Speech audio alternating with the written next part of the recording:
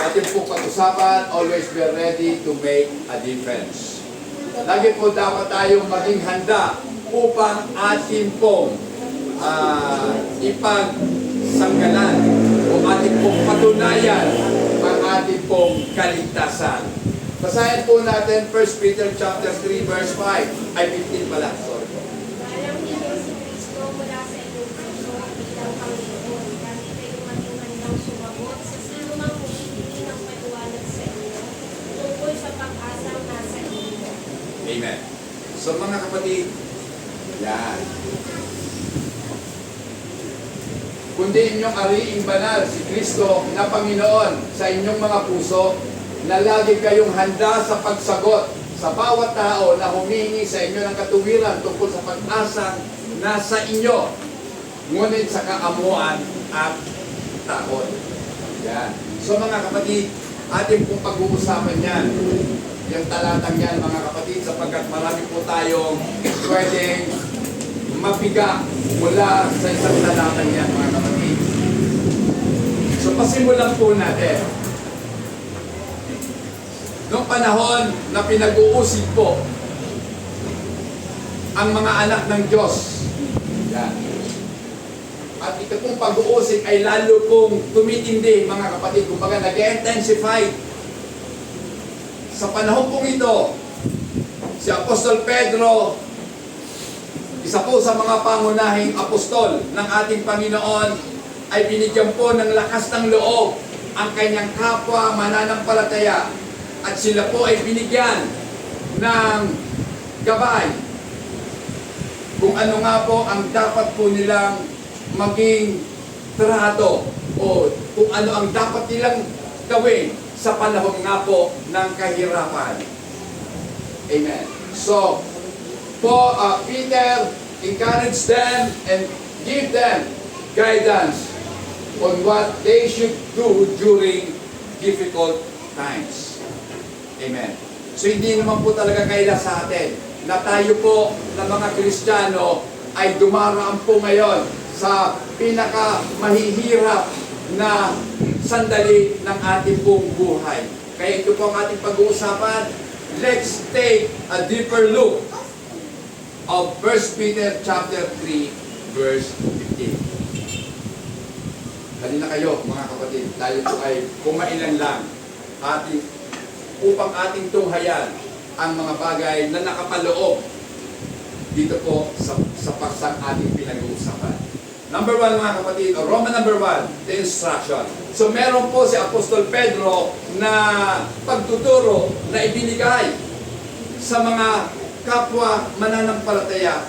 Christian were to live in harmony with each other. So sa verse 8 mga kapatid ng chapter 3, nitong 1 Peter, sinasabi po dito na ang mga Kristiyano, sa kabila po ng kahirapan na ating pong nararanasan, ay marapat na mamuhay po na merong pagkakaisa. Amen. With harmony. Amen. So hindi na po natin dapat tinitingnan, ano ba, maganda ba ang buhay o mahirap? So dapat po, kahit anong sitwasyon ng buhay, dapat po laging nagkakaisa ang mga anak po ng Diyos.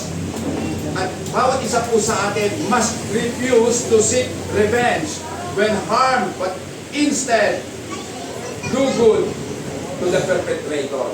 So, kinakailangan po, dahil nga po mahirap ang buhay, kinakailangan ang mga Kristiyano, kahit na po tayo sa tingin natin naaabuso. Diba? Kasi mabait yan eh. Mga Christian yan, mabait yan. So minsan, yung kabaitan natin, inaabuso na tayo. Amen? Diba? Ibinigay mo na nga ang kamay mo, gusto pang sakmalin pati braso mo.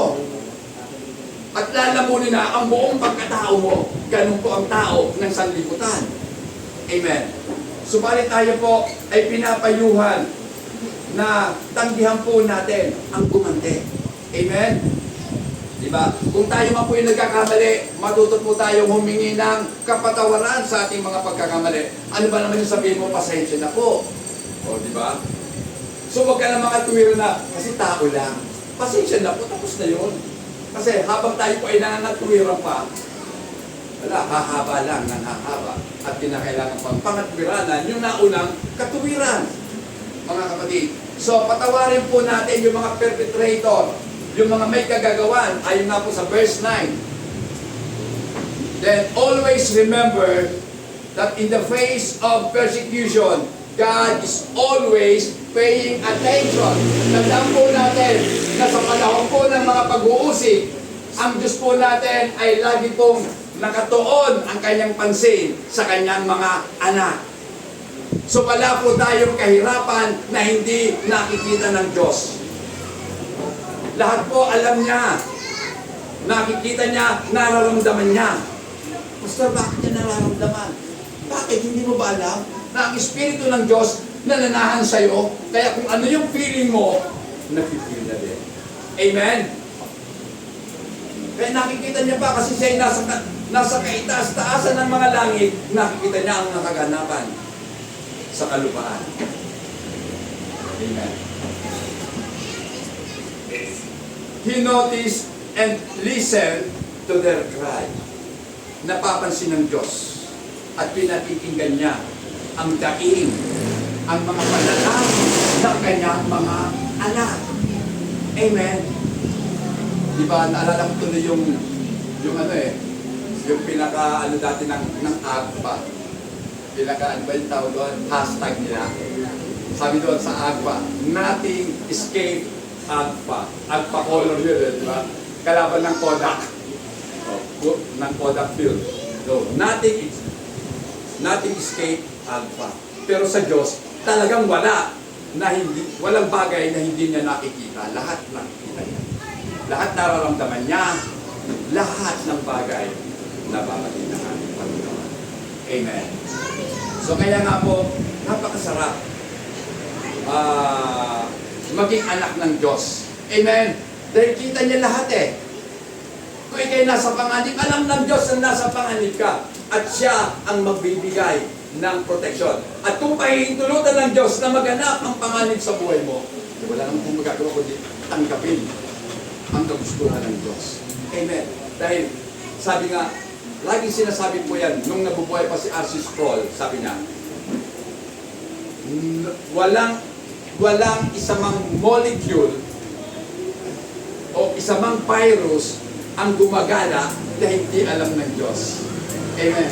So kahit yung mga virus sa himpapawid, alam ng Diyos yun kung dadapo sa'yo, kaya yung lamok na may dalang dengue, alam ng Diyos kung kanino dadapo at kakagat. Amen. O sisip-sip pala ng dugo, hindi kakagat, wala namang ipin ang lamok eh. Di ba?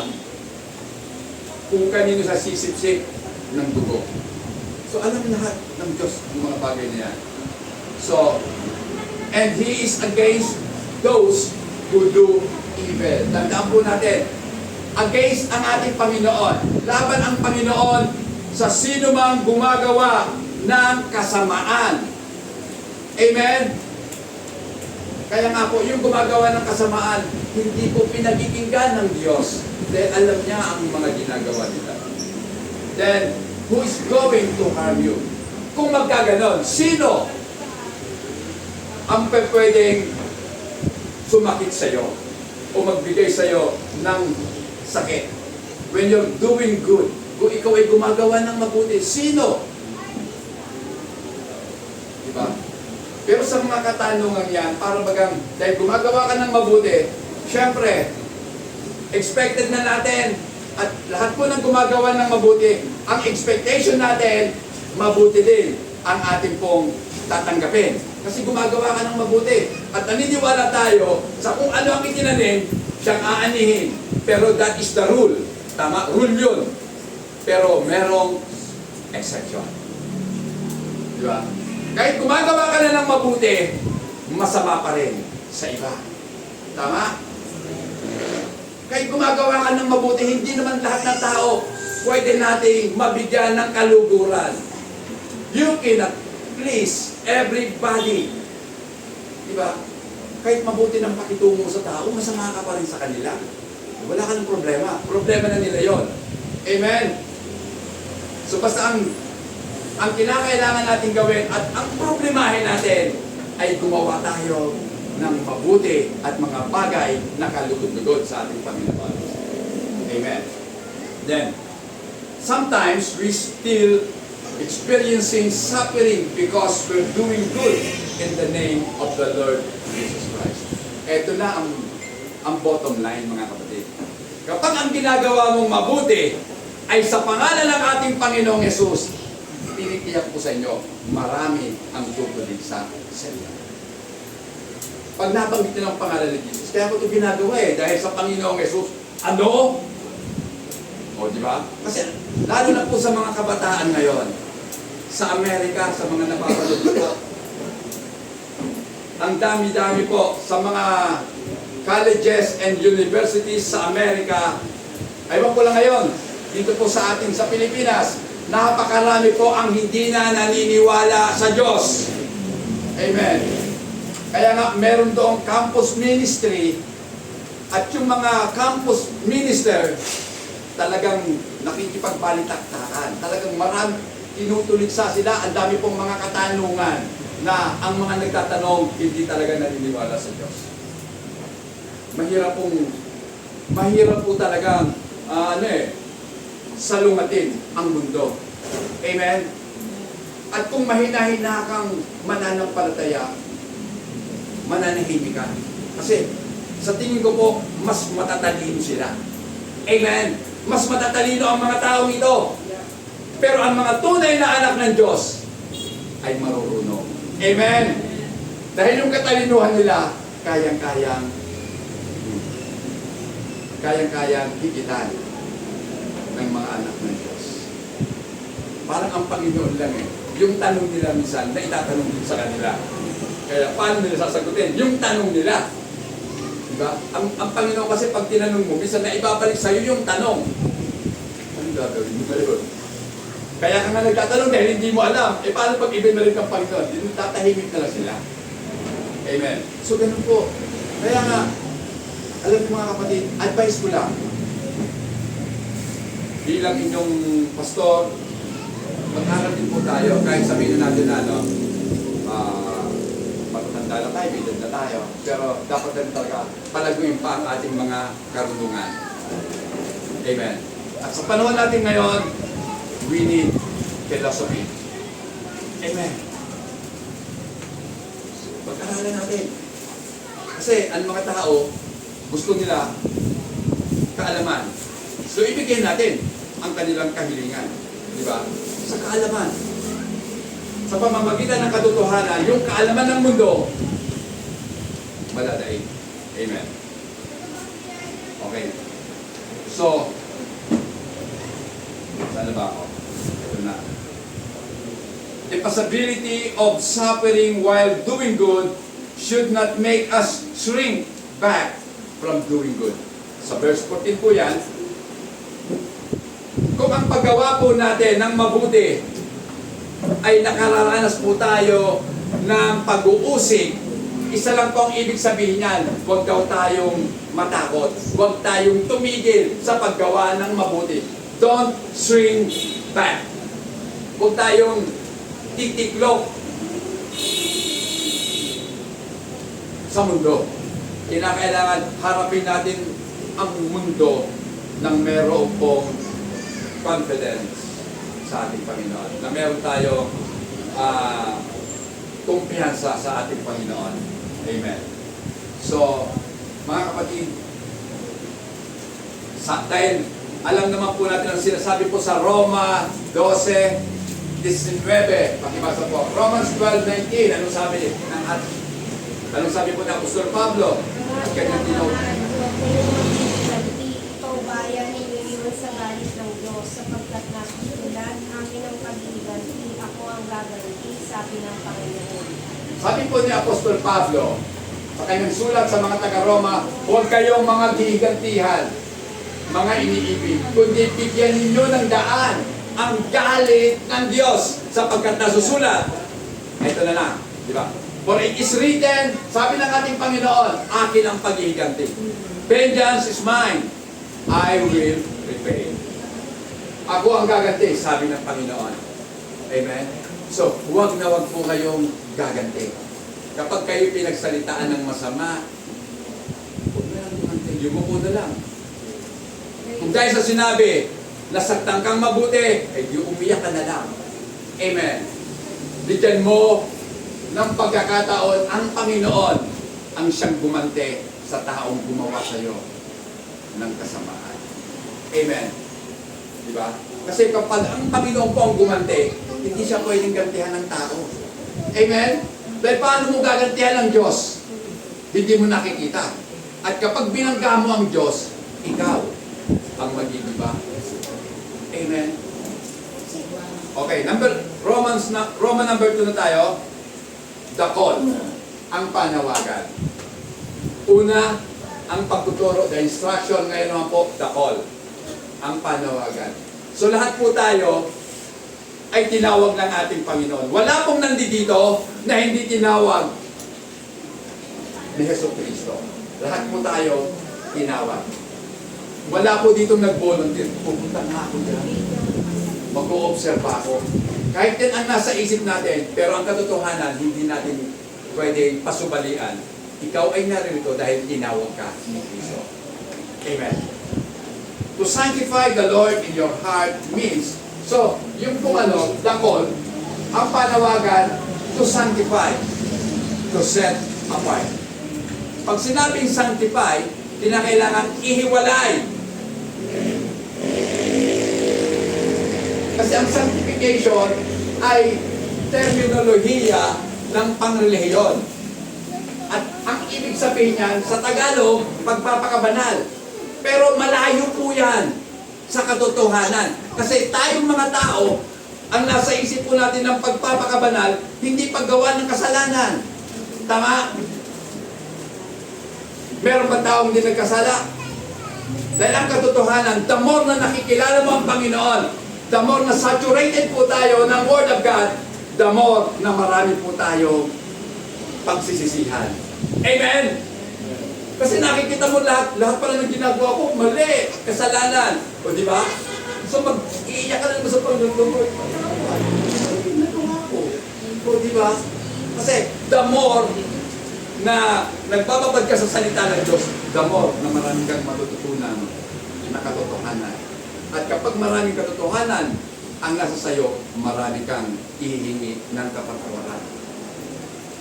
Kaya nga ibinigay ng Diyos sa pamamagitan ni Apostol Juan ang 1 John 1:9 para sa mga Kristiyano po yan. Hindi yan para sa mga taga-sanlibutan. Dahil ang mga taga-sanlibutan, hindi sila nagsisisi kailanman. Bakit hindi nagsisisi? Hindi naman nila alam na mali ang kanilang ginagawa. So, why? Why should I repent? Sabi nila. Bakit ako lalapit sa Panginoon? I don't need a Savior. Hindi nila kinakailangan ng tagapagligtas. Dahil ang nangangailangan lang ng tagapagligtas, yung pinahayagan ng Panginoon na ang buhay mo ay walang kapag-asa. Amen. Sabi nga ni Paul, how wretched I am. Kahabag-habag ako, sabi ni Apostol Pablo. Kasi nung ma-realize niya na although akala niya sa buong buhay niya, kasi si Paul ay isang Pharisees, Pariseo.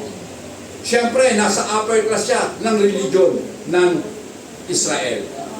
Kabilang siya sa sekta na separatista.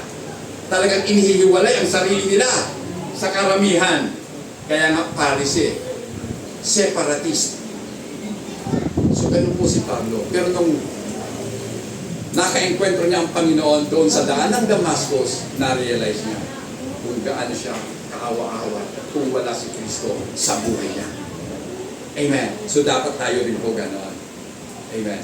Kaya magkaroon po tayo ng kasiyahan dahil sa katotohanan na si Kristo ay nasa sa atin na. Amen.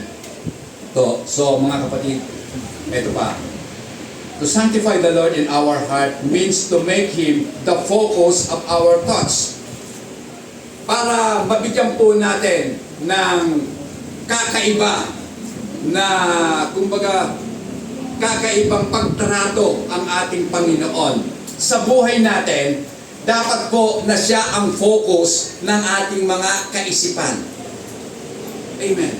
So ngayon, sa pagkakaupo natin, sino ba ang iniisip mo?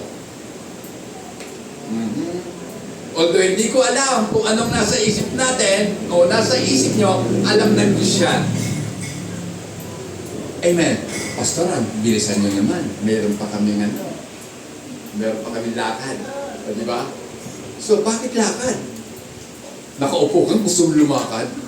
Makinig ka muna. Amen. So, dapat focus tayo sa ating Panginoon.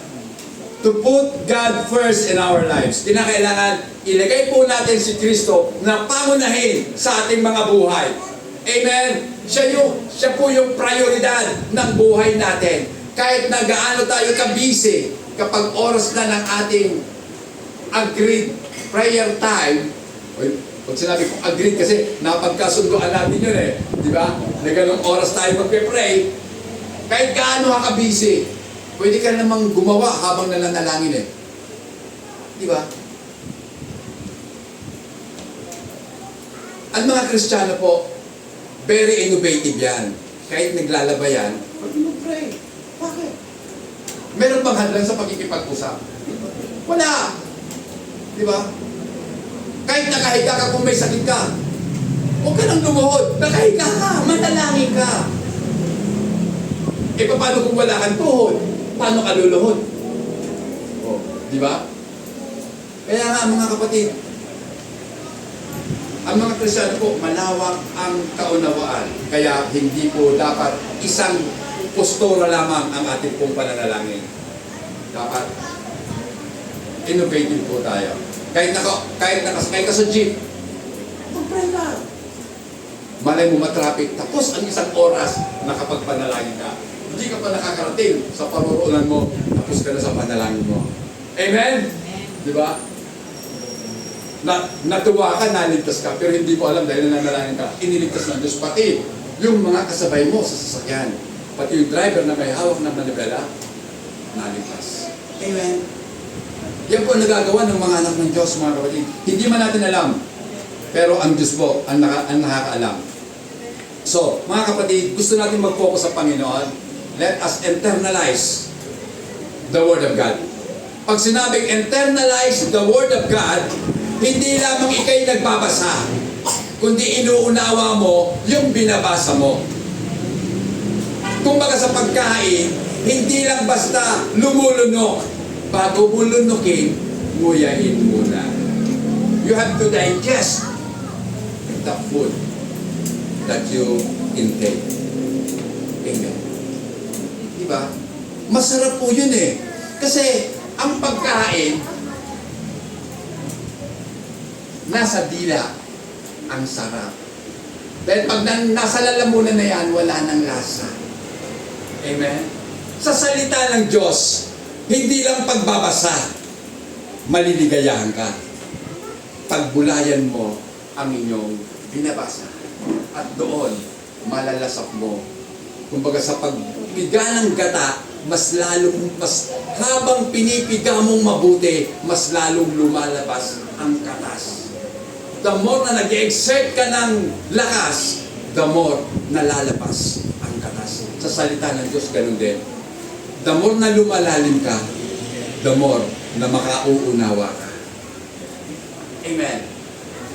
Kaya nga, natutuwa ako kasi alam ko yung mga laging nananalangin, lumalawak na po ang kanilang kaunawaan patungkol sa kanilang ginagawa. Amen. At nasasanay na po tayo. Dati, hirap tayong gumising ng ganoong oras. Sister Jenny, ikaw yung 2 to 3, no? So ako kasi 1 to 2, sabi ko na, ginigising ko minsan, sabi ko sa asawa ko, minsan mapasarap tulog ko, sabi ko, pakigising na lang ako, lang alauna kasi siya. Nagigising lagi siya, mga alas 12, sabi ko, kahit alas 12:30, gisingin mo na ako. So, hindi na ako bumabalik sa higaan. Pero hindi niya alam, nakahiga rin ako sa sopa pagkatapos ko manalangin. So mga kapatid, ganun pa man, mga kapatid. So, nagmamaterialize. Nagkakaroon po ng katuparan yung ating pong mga kahilingan sa Diyos. Amen? So, Kinakailangan po i-internalize po natin ang Word of God. Pakibasa po, Matthew chapter 4 verse 4. Ano sabi? Ngunit sumagot si Jesus na susulat, hindi lamang sa tinapay na bubuhay ang tao, kundi sa bawat salita na namumula sa bibig ng Diyos. Amen. Sumagot ang ating Panginoong Yesus. Hindi lamang sa tinapay nabubuhay ang tao, kundi sa bawat salitang lumalabas sa bibig ng Diyos. Akala po natin na nagbibigay buhay yung pagkain natin. Pwede. Agree ako doon. Nagbibigay ng buhay ang pagkain pisikal sa pisikal na katawan natin. Sa pisikal na buhay natin. Pero ang pagkain ng ating kaluluwa is the Word of God. Yan po yung tinatawag ng ating Panginoon, the bread of life. Ang tinapay ng buhay. Sino yun? Siya. Dahil sabi ni Jesus Christ, I am the bread of life. Saan ka nakakita kumain ka ng tinapay? Bukod sa nabusog ka, hindi ka pa nauhaw. Amen? O, di ba? Nakainom ka na, nakakain ka pa. Ganyan ang Panginoon. Amen. Eh tayo, pinakain ka, wala bang pantulak to? Kinakailangan natin ng pantulak. Amen. So nagdidiman pa tayo. Alam ng Diyos na magdidiman tayo, kaya bago ka pa magdiman, binigay na. Amen. So, when Christ set us apart, eto una, si Jesus Christ, inihiwalay natin. Kasi sa mundo natin ngayon, ang daming Diyos. Kaya inihiwalay natin si Kristo sa ibang mga Diyos at inilagay natin siya sa pinakamataas na dapat niyang kalagay. At tayo, na tinawag ng Panginoon, tayo naman ay inihiwalay ng ating Panginoon. When Christ set us apart, noticeable changes occurred. Mga kapansin-pansin na pagbabago, nakita sa iyo. Di ba? Dati bungangera ka. Ngayon, hindi na. Na biglang umangat ang mga ulo nyo. So, bakit kaya? Di ba? Dati ganun tayo. Pero nagbago. Our lives experience difference. So, nakaranas po tayo ng pagbabago sa buhay natin. Dati ang damot-damot natin, ang kunat mo talagang magbigay. Oh. Although sa simbahan ito, hindi ko po ina-encourage magbigay kayo ng ika po. Dahil wala naman po sa Bible yan. Sa New Testament, wala na po yan. Pero, ibig kong sabihin, kahit hindi sa simbahan, sa ibang tao, nakakapagbigay ba tayo? At kung nagbibigay tayo sa ibang tao, bakit hindi tayo magbigay sa sarili nating mga kamag-anak? Amen? Di ba? Napapakain mo nga sila, hindi mo naman paano-ano. Yung kaanak mo hindi mo mabigyan. Ano ka? Putok sa buho, wala kang pinanggalingan, wala kang kamag-anakan. Ikaw ba'y si maganda at si malakas? So, mga kapatid, eto yun Dahil po, ang buhay po natin ay nanggaling sa Diyos. At dahil galing sa Diyos, meron tayong pag-asa. Hope sets in. Pumasok na po ang pag-asa sa buhay natin. Amen? Dahil tayo binago na ng Diyos, pumasok ang pag-asa. Even in the midst of suffering, our hopefulness become apparent. Pag sinabing apparent, hayag, obvious, di ba? Naging obvious na ang taong ito ay merong pag-asa sa kanyang kalooban. Amen? Kahit hirap siya, masaya pa rin siya Di ba? Kahit wala siyang tulog, pero pag nakita mo, parang ang haba ng tulog. Di ba? Kasi hindi siya nanlalambot. Kasi ang pag-asa niya, si Kristo. Amen? Lahat ng umaasa kay Kristo magsabing amen. Amen. Amen. Praise God. Palakpakan natin ang ating Panginoon. Wala kayo, no? Mayroon din tayong ganyan. Nakakabigla. Okay. So, we are set apart for God. Tayo po ay inihiwalay para sa Diyos. Amen? Kaya ang buhay natin ngayon, dapat ipaglingkod na natin sa Diyos. Alam mo ba kung bakit ka nabubuhay ngayon? Hindi para sa amo mo. Hindi para sa trabaho mo. Nabubuhay ka para sa Diyos. Amen. So hindi lamang yan mga kapatid. We are set apart for service. Tayo po ay iniwalay para maglingkod sa Diyos. Amen. Masarap po yun, naglilingkod. Di ba? Sa mundo natin, lahat ng naglilingkod, may sahod. Tama? May sahod, di ba? Hindi ka naman magtatrabaho kung wala kang inaasahang sahod. Pero bakit ayaw natin magtrabaho sa Diyos? Na alam mo naman, na pag ang Diyos ang nagpasahod, hindi mo kayang sahurin. Amen? Para siyang alulod na kapag umulan ng malakas, buhos-buhos lahat sa iyo ang pagpapala na walang sukat na kalalagyan. Amen?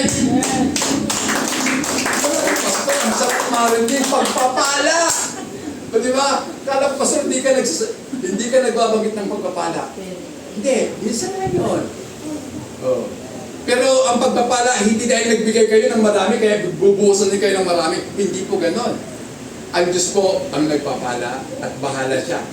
Kung konti man ang binigay mo, gusto ka niya bigyan ng madami, wala tayong magagawa kundi sahurin ang maraming kalooban ng Diyos. Amen. So, mga kapatid, but primarily set us apart for relationship. Ito po yung pinaka sa lahat. Kaya tayo inihiwalay ng Diyos para sa isang pakikipag-ugnay sa Kanya. For a relationship. Amen? Kaya ka inihiwalay sa mundo kasi dati asawa ka ng mundo. Pero ngayon, inihiwalay ka sa mundo at gusto ng Panginoon maging bride Kanya. Amen? Diba? Pakakasalan tayo ng Panginoon. Tayong lahat, mga palalaki, mga pababae. We are the bride of Christ. Amen. So, yan po yun. Gusto kasi ng Diyos, tayo ay magkaroon ng relasyon sa Kanya. Narinig ko na naman yung dating pinakikita. Sabi niya. Sabi niya ng mga pastor, hindi na kailangan ng relihiyon. Ang kinakailangan na ngayon ay relasyon sa Diyos. Siguro kilala niyo yun. Sabi, bakit? Ang relihiyon ba talagang kinakailangan? Ang relihiyon ba talaga ay makakapagligtas sa tao? Hindi. So anong kinalaman ng relihiyon? Sa tao. So ang relihiyon po ay, ito po yung pagtatangka ng tao na abutin ang Diyos. It is an attempt of man to reach God through their religion. But the thing is, hindi natin kayang abutin ang Diyos. Amen? Kaya ang Diyos ang bumaba. Amen? Para abutin ang mga tao. Amen? Ang tao hindi makakarating sa Diyos kung hindi ang Diyos ang bumaba. Amen? Kaya nga po, napakarami na katuruan ang katotohanan na dapat po nating maunawaan. God, by His grace, done what is up. God, by His grace, done what is inconceivable. Pag sinabi kong inconceivable, hindi maarok ng isipan mo. Diba? So, yan po yung biyaya ng Diyos, hindi kayang unawain ng payak nating kaisipan. Isipin mo na lang, bakit ako pinili ng Diyos? Amen? Why me, God? Why me? Bakit ako? Madami naman dyan. May mga pinag-aralan, mababait, di ba? Pero hindi totoo yun. Walang taong mabuti. Sa tingin lang natin mabuti sila, pero sa tingin ng Diyos hindi sila mabuti. Dahil isa lang ang mabuti, ang Diyos. Amen. Kaya, huwag natin mabuti. Yan si Pastor mabuti yan. Hindi ako mabuti. Ako'y masama. Ako'y masama. Dahil walang mabuti. Diba? Ang masama, opposite siya ng mabuti. Pero dahil ang Diyos ay mabuti, ang tao ay masama. Yan. Kaya nga inconceivable because God brings the wicked sinners to Himself. Diba? Ano ang nakita ng Diyos sa isang makasalanan, sa isang maruming makasalanan, para kunin niya at dalhin sa Kanya? Amen. Ano nakita niya sa akin? Wala. Ang tugon, naawa ang Diyos sa atin. Di ba? Naawa ang Diyos sa tao. Kasi sabi nga po ng ating Panginoon, nung tinatanong siya ni Moises, kasi ang gusto ni Moises ipakita ng Diyos ang kanyang kaluwalhatian, sabi ng Panginoon, I will give mercy to whom I will have mercy, and my compassion to whom I have compassion. So bahala ang Diyos kung kanino niya ibibigay. Kaya kung hindi tayo binibigyan, pasensya. Dahil ang totoo, may magagawa ba ang puti doon sa magpapalayo? Di ba wala? Tayo ay mga putik lamang sa kamay ng Diyos. Amen? So ang Diyos ang humuhubog sa atin kung ano ang gusto niya na maging ano tayo. Amen? So, kaya nga, pasalamatan natin kung ano ang magkakagawa sa atin ng Diyos. Huwag na tayong magpabago pa. Kasi kahapon, sa fellowship namin, sabi ko kasi, kayo, halimbawa, magkapera na kayo lahat. Napakayaman nyo na. May gusto ba kayo ipabago sa pagkatao nyo? Kasi kahit lalaki ngayon, nagpapabago eh. Kasi ang problema natin mga Pinoy, mabababa itong ating mga ilong. Oh, di ba? Pero tiyak po yun, pag pinabago yung ilong nyo, magbabago talaga kayo. Malaki ang pagbabago magaganap sa inyo. Dati pwede kayo sampal-sampalin ngayon. Pag binago ang mga ilong nyo, hindi na kayo pwedeng sampalin. Baka mamaga, o baka ma-deform. Di ba? Kasi silicone lang yun. Oh. Tapal-tapal lang. Surgical. Lumang ka lang ng surgical procedure, kaya nagkaroon ka ng magandang ilong. Pero I'm proud na ang ilong ko gawa ng Diyos. Amen! Kahit pango, kahit nakabukas ang mga butas, okay lang. Kasi iba pinapatahin pa talaga para mo nakaganon. So, bakit? Alam ko, bisaklat ang ilong yan eh. Ngayon, ang tanos na. Sabi ko, ay faith. So, diba? Faith. Panahon po ngayon ng faith. Amen. Diba? Mumurahin kung ano-ano. Faith po yan. Yung mga alik-alik natin na gusto natin, kasi naman bumili ka ng legit, pag in-snatch, masama sa loob. Diba? Pero pag fake lang, sige, kunin mo na. Inyo na yan. Okay. Mga kapatid. Okay. So, we have been taken out of communion with Satan into communion with Himself. So mula po sa ating pagkikipag-isa kay Taning, tayo po'y kinuha ng Diyos at dinala sa Kanya. At tayo ay kasama na ngayon ng Diyos. He has separated us from sin, from Satan, and from the world. Tayo po'y inihiwalay ng Diyos mula sa kasalanan, mula kay Satanas, at mula sa mundo. At tayo po ay nasa kaharian na ng Kanyang anak. Amen. Sa ating Panginoong Hesus Kristo. Next. By His ito na. We have been separated from what is unholy. Now, we are devoted to God. Dati, ganun ang mga ginagawa natin. At yan ang kalagayan natin. We are unholy in the sight of God. Sa paningin po ng Diyos, tayo po ay marumi. Makasalanan. Ngayon, tayo po ay devoted na sa ating Panginoon.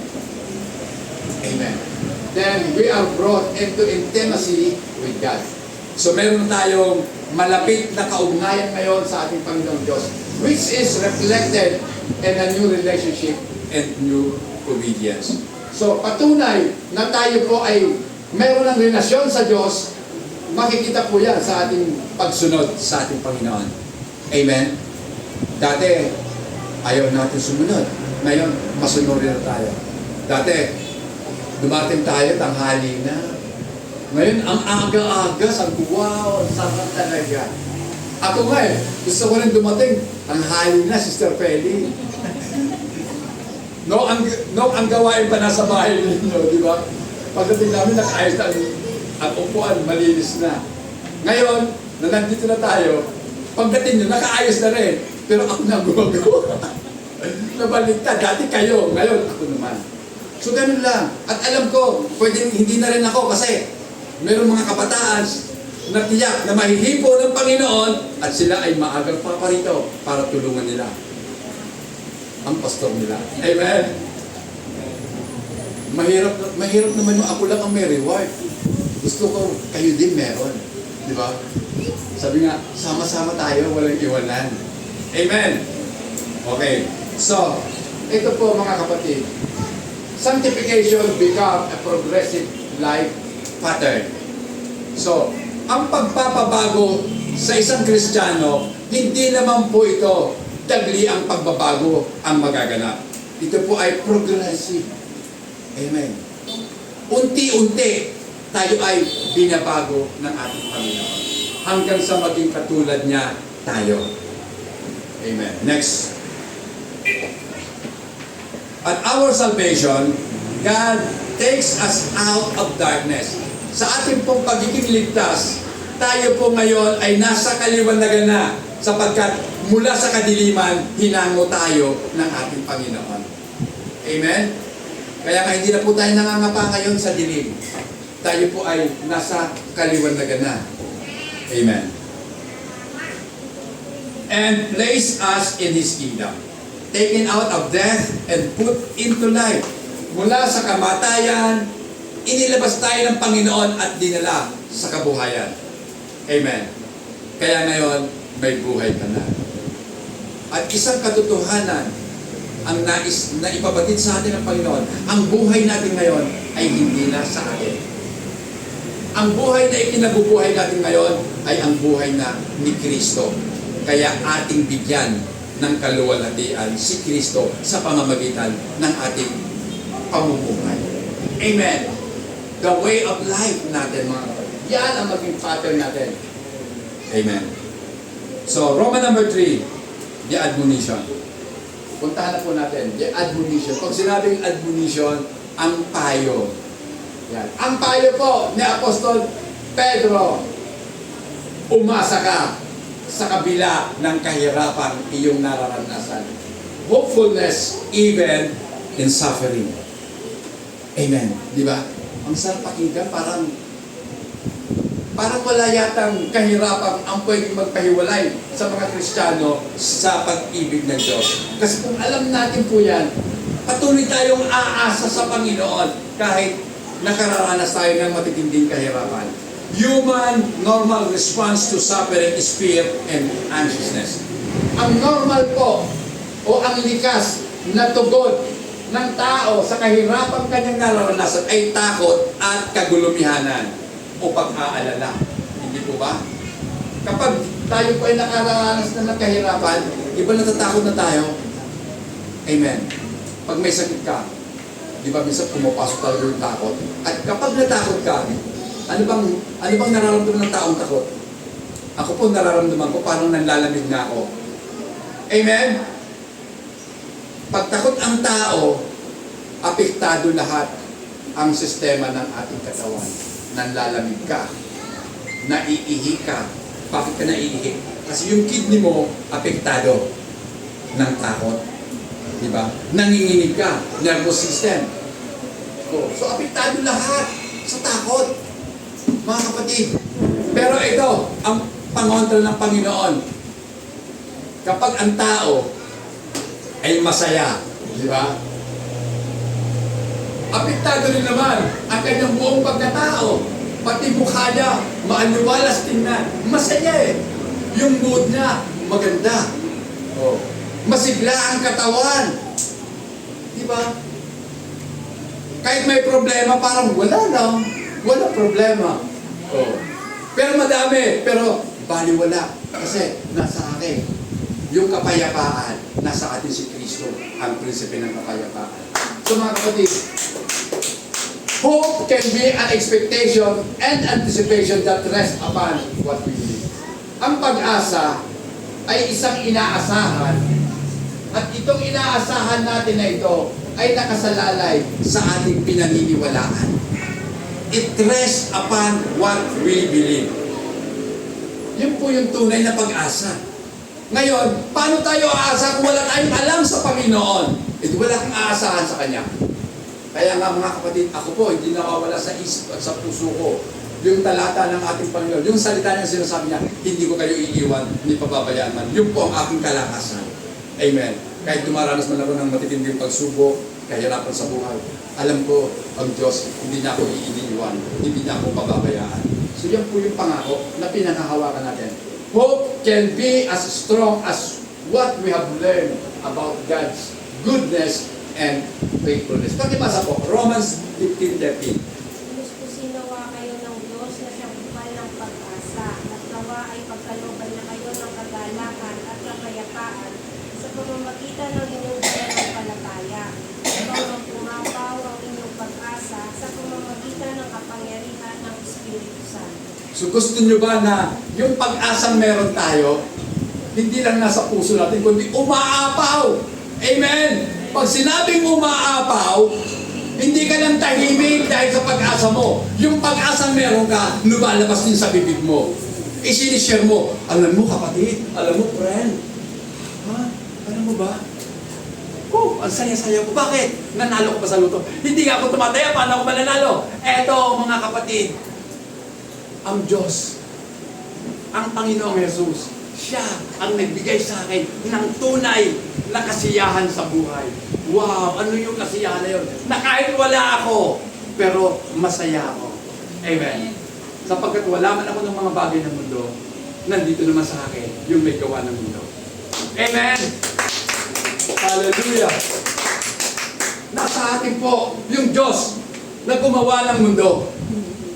Kahit na po, pagkaita na tayo ng buong mundo, ng kung ano ang pwede nilang ibigay sa tao, huwag lang nilang alisin si Kristo sa puso mo. Amen. Diba?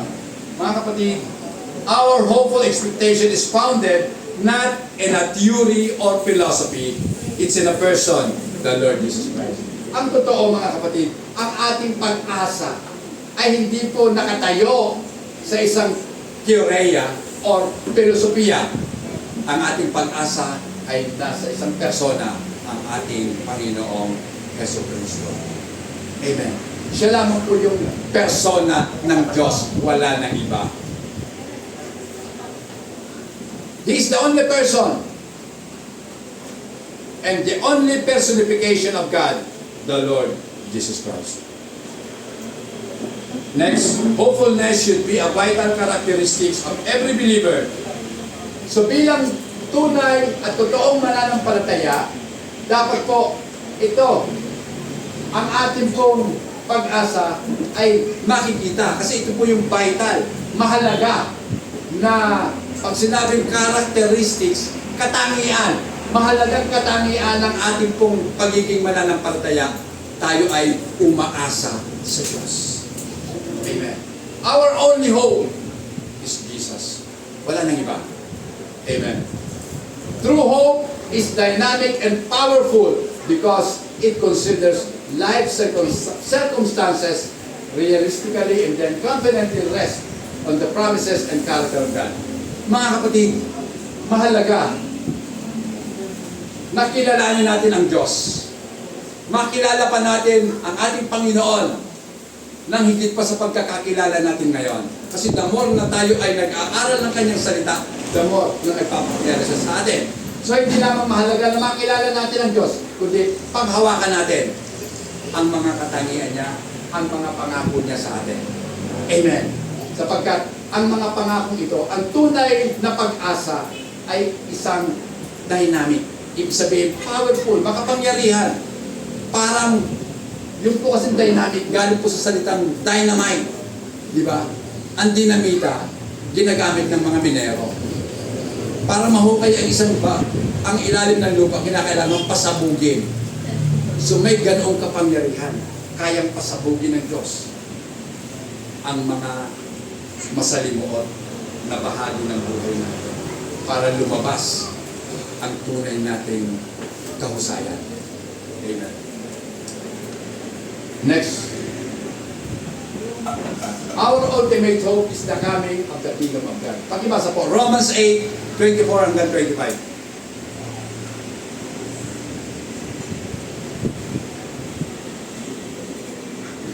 24-25, Romans 8. Naligtas tayo dahil sa pag-asa mo, ngunit hindi iyon natatawag na pag-asa na nakikita na natin ang ating inaasahan. Sapagkat sinong tao ang aasa pa kung ito'y nakikita na niya. Amen. Ngunit kung umaasa tayo sa hindi natin nakikita, hinihintay natin iyon ng buong tiyaga. Amen. Tama naman, di ba? Paano ka pa-aasa kung nakita mo na? Nandyan na eh. Ano pang aasahan mo? Pero, eto, kung pinangakuan ka, di ba, umaasa ka sa pangako. At habang lumilipas ang panahon, lalo ka nagiging excited. Sana dumating na ang parcel ko. Di ba? Sana dumating na ang Shopee ko. Oh. Di ba? Kasi nakatira ka sa bundok. Ang tagal makarating ng delivery rider. Kasi iniwan pa yung motor niya doon sa baba ng bundok. Umakyat. Tapos sana dumating. Kasi paano ka nga naman aasa kung nakikita mo na? Pero kung hindi mo nakikita, kung magkagayon, naghihintay tayo ng merong pagtitiis at excitement. Diba? Magkasama yun, pagtitiis at excited ka. Lagi kita ko sa picture, ang ganda. Diba? So ang mga pangako ng Diyos, alam na natin yun eh. Kaya lang, hindi pa nga lang nagmamaterialize sa atin. Hindi pa natin nararanasan. Pero meron na siyang pauna ng mga patikim ng mga pangako niya sa atin. Meron na. Pero yung pinaka-rurok ng ng pangako, hindi pa natin nararanasan. At yun ay ibibigay niya sa atin sa kanyang itinagdang panahon. Hindi tayo ang nagbibigay ng tanda. Kaya huwag tayo magpipray, katulad ng sinasabi ng iba, be specific sa prayer. Kaya ba natin pinipitin ang kamay ng Diyos? Hindi. Bakit mo bibigyan ng Diyos ng timetable? Sumunod ka sa timetable ng Panginoon. Kasi ang kanyang takdang panahon, yun ang tamang panahon para sa iyo. At hindi mo pagsisisihan kung tinanggap mo yan sa tamang panahon. Di ba? Parang saging lang yan, nahinog sa pilit. Di ba? Naalala ko, mga bata pa kami, yung saging medyo hilaw-hilaw pa, pero alam ko, hinog-hinog na din. So alanganin, ang ginagawa namin, alam nyo, maliliit pa ko doon, pinapaikot-ikot namin doon, nilalagay namin sa lamesa, iniikot-ikot para matikal lang yung saging sa balat. Uy, pwede nang kainin, no? Di ba? May technique kami mga bata pa, mautak na. Pero hindi po sa lahat ng panahon gano'n. Hindi dapat umira yung technique natin. Andayin natin sa tamang kalooban. Kasi mas masarap kumain ng saging sa tamang panahon. Amen? Yung hinog talaga na hindi po minadali ang paghinog. Kundi hinog sa puno, mas matamis. Amen. So, is there any hope greater than this? Meron pa bang pag-asa, nahihigit ka sa pag-asa na ibinibigay ng Panginoon? Wala na. It is for this hope that Paul suffered. Huwag natin basahin yan, mahaba. Kasi, ang dami pong pinagdaanan ni Apostol Pablo na talagang mga kahirapan sa kanyang buhay. At kung makikita nga po natin, inisa-isa po ni Apostol Pablo yan sa Corinto. Sa ikalawang Corinto, 11, ako na lang titingin kasi hindi ko babasahin lahat. Okay. Sila pa yung mga ministro ni Kristo, lalo na ako, mas maraming pagkapagal, mas maraming pagkabilanggo, at di mabilang na bugbog at malimit na maghingit sa kamatayan. Ganyan po si Apostol Pablo. Malimit siyang mabugbog. Di ba kapag binugbog ang pastor, hindi pupunta sa pulis? Siyempre pupunta sa pulis, ipapablatter niya. Pero si Pablo hindi. Tinanggap niya lahat ng bugbog. Oh. At dito pa sa 24 sa mga Hodyo, 5 ulit akong tumanggap ng 40 hagupit. Sipin mo. 5 ulit siyang tumanggap ng 40 na palo. Grabe yun. Di ba sa Saudi, pag may kasala ka, may palo ka, tuwing Biyernes, papaluin ka. Ano po yan? Yan to pa yung pamalo nila. Basta masakit daw yun. Eto, 25. 3 ulit na ako'y hinampas ng mga pamalo. Minsan ako'y pinagpapato. So pinato si Pablo at siya'y namatay. Kaya nga siya nakarating sa third heaven kasi namatay siya nung siya yung binato. Kaya sabi ni Pablo, hindi niya sinabi, ako yun. Sabi niya, may isang tao akong kilala. Hindi ko alam kung sa panaginip o pamitain. Pero nakarating siya sa ikatlong langit. Siya po yun, tinuturo niya sarili niya. So, sa pagkwento niya, hindi niya inamin siya. Pero yung mga pananalitang ginagamit niya ay tumutukoy sa kanya. Kasi itong katotohanan binato siya. Wala naman pong binato sa Israel na nabuhay. Kinakailangan mo talagang mamatay sa pagbato. Pero si Pablo, nabuhay. Amen. Ito pa, minsan ako'y, 3 ulit akong nawasakan ng barko. Wow. Akala ko isang beses lang siya. Nawasakan ng barko. 3 ulit pala. Kasi ang alam ko, yung bagyong Yorokli doon, yun yung nagwasak sa barkong sinasakyan niya. Pero isa lang pala yun. At sabi nito, 3 ulit akong nawasakan ng barko. Then, di ba? Siyempre, pag nawasak yung barko, magdamag kayo sa tubig. Di ba? At alam mo sa tubig, may pating. Siyempre. Hindi mo alam kung kakainin ka o ano, o lalayo sa'yo dahil may dala ka palang malunggay o kaya kangkong. Wala yan kayo natawa. Kasi ang mga pating, alam niyo ba, paborito kong ulam yung pating, kaya na ngayon bawal na. Nung bata pa ako, pag ang ulam namin pating, naku po, sarap yan. Ginagataan nila ng suka sa kangkong. Yung kangkong, ang tawag doon, inihiwa na maliliit. Pero tangkay lang yun, walang kasamang dahon, tangkay lang. Ang tawag sa amin ng kinunot, masarap ang pating. Nung pinagbawal ng pating at hindi pa pinagbabawal yung paging, si Sister Senny bumibili ng paging. Kumakain pa kayo, no? Diba? Masarap yun. Bawal. Mas masarap, pero mas masarap talaga pating kasi ang laman ng pating, puti. Napakasarap yun. Siguro iniisip ko, masarap siguro kilawin ang pating. Kasi puti ang laman niya eh. Okay, bakit mo tayo napunta sa pating? Okay, sige na. Next na tayo pa. Our ultimate, tapos na tayo. Okay. Roman number 4, the presentation. So ito na po yung presentation ni Peter. Kumbaga, syempre, sa mga pagtuturo, kinakailangan merong presentation. At sa presentation, ipinapaliwanag. Amen? Kaya nga, ipinipresent ko yung bagay para ipaliwanag mo kung ano yun. Sa salita ng Diyos, kapag nag-quote ka ng verse, dapat ipaliwanag mo. Although maliwanag na sinasabi sa verse, o ang tinutukoy ng verse, pero kinakailangan ipaliwanag para maging related sa ating panahon, related sa sitwasyon. May kaugnayan sa sitwasyon. Ang salita po ng Diyos, yan po ang hiwaga ng salita ng Diyos. Dahil ang salita ng Diyos, applicable sa lahat ng panahon. Applicable sa lahat ng tao. Mapamayaman o mapamahirap, ganoon ang ibig sabihin ng Panginoon. Okay. Giving a defense for our hope and beliefs. Yan. Should always be done with an attitude of meekness and fear. Hindi yan year. Okay. Fear po yan. F, hindi Y. Okay. Fear. So, kung atin pong tanig kasing pakinggan yung idedepensa o ipagtatanggol.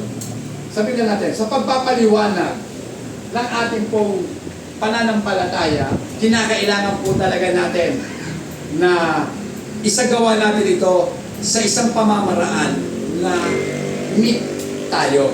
Ibig sabihin ng meek, mapagpakumbaba, mahinahon. Di ba? Kahinahunan yun Then fear. May pagrespeto. Kasi yung fear, respect po yan. O, tingnan natin. Meekness is often mistaken as weakness. Kadalasan po kasi, pag sinabing meek, weak ka. Di ba? Pag sinabing mabait ka, uy, mahina yan kasi mabait yan. Hindi pwede lumaban yan, takot yan Ganun tayo, di ba? Pero hindi nila alam, yung meek na yon, yung meekness ng isang Kristiyano, ang ibig sabihin talaga nun, he is actually powerful.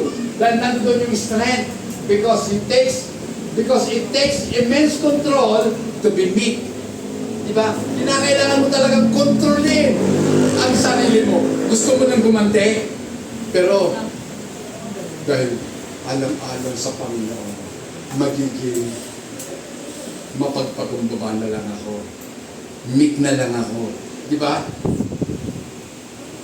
Akala ng iba, kapag weak ka, weakling ka, mahina kang nilalang. Hindi po totoo. Dahil ang totoo, ang mga meek, sila yung mga malalakas na tao.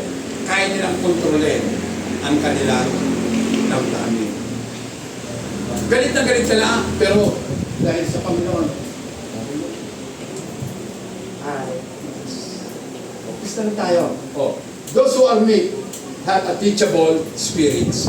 Yung mga mapagpakumbaba, yung mga malumanay na tao, sila ay may mga espiritu madaling turuan. Next, doon na tayo sa fear. Fear means reverence and respect. Pag sinabing takot, hindi ibig sabihin takot duwag. Hindi, may takot siya. Ibig sabihin, nare-respeto ka. Amen. Yan po ibig sabihin ng fear. Christians should always share their hope in a spirit of respect and concern. Kung tayo pa nagsishare, huwag na po tayo makipag-debate sa kanila. We shouldn't lecture others with a spirit of superiority and contempt for other person. Di ba? Minsan ganun ako eh. Yan po, kasalanan ko talaga sa Diyos. Kasi tingin ko sa sarili ko, magaling ako. Pero mali. Walang magaling, kundi ang Diyos. Dapat, kung magsishare po tayo, dapat ang pakiramdaman po natin, dapat ang dalagan natin na attitude, we are inferior.